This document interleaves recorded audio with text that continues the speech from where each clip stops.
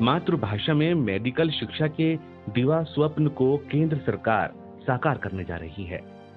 PM Modi ने असम के विश्वनाथ और चरईदेव में 2 मेडिकल कॉलेज अस्पताल के शिलान्यास के अवसर पर एक रैली को संबोधित करते हुए कहा, मेरा एक सपना है, हर राज्य में कम से कम एक मेडिकल कॉलेज, कम से कम एक टेक्निकल कॉलेज वो मातृभाषा में पढ़ाना शुरू करें। क्या असमिया भाषा में पढ़कर के कोई अच्छा डॉक्टर नहीं बन सकता है क्या? आजादी के 75 साल होने आए और इसलिए चुनाव के बाद जब नई सरकार बनेगी असम में,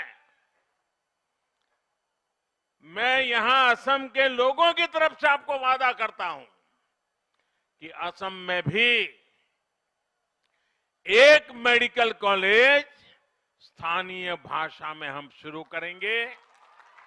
करीब 3 दशक बाद जब पिछले वर्ष देश में नई राष्ट्रीय शिक्षा नीति घोषित की गई थी, उस समय प्रधानमंत्री ने कहा था, राष्ट्रीय शिक्षा नीति में मातृभाषा के अलावा कोई अन्य भाषा सीखने सिखाने पर कोई प्रतिबंध नहीं है, कोई रोक नहीं लगाई गई है।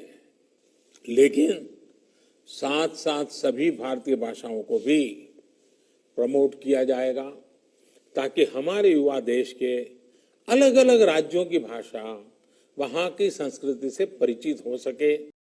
वाकई में यह कदम सराहनीय है, क्योंकि कोई भी देश अपनी मातृभाषाओं को छोड़कर किसी विदेशी भाषा के प्रयोग से विकसित नहीं हुआ।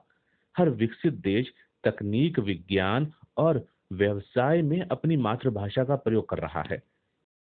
अपनी ही भाषा के आधार पर इन देशों में नौकरियां भी मिलती हैं और उच्च कोटि का शोध भी होता है। दुनिया के अनेक देशों में मेडिकल की पढ़ाई उनकी अपनी मातृभाषा में होती है।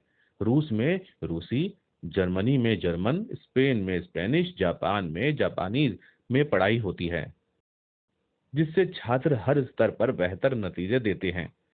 आखिर भारत में हिंदी सहित अन्य क्षेत्रीय भाषाओं का इतना बड़ा और व्यापक स्वरूप होने के बावजूद अंग्रेजी का बोलबाला क्यों है? क्या इसके पीछे पुरानी शिक्षा नीति का दोष है?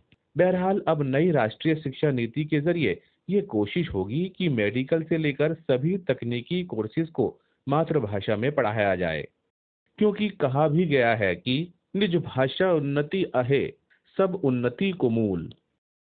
भारत जब इस मंत्र को अंगीकार करेगा, तभी देश शिक्षा के क्षेत्र में उन्नति के पथ पर निरंतर अग्रसर होगा। साथ ही गांव और दूरदराज के कमजोर वर्गों के बच्चों का डॉक्टर बनने का स्वप्न भी पूरा हो सकेगा।